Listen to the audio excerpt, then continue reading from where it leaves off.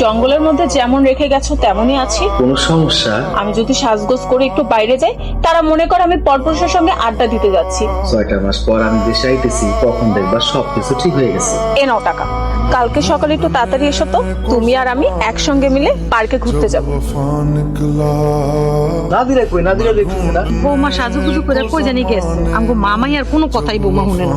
তোমাকে 20,000 টাকা আনতে বলছিলাম। এই নাও টাকা। আমরা তো 2 দিন পর বিয়ে করব, আমাদের নতুন একটা সংসার হবে। আর তোমাকে একটা খুশির খবর দেওয়ার আছে।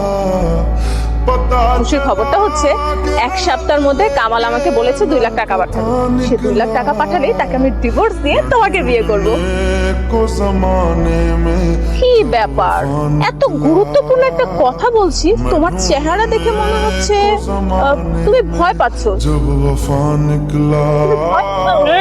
কাল লাগে নেই বিশ্বাসঘাতক, তোর এত বড় সাহস, তুই অন্য পর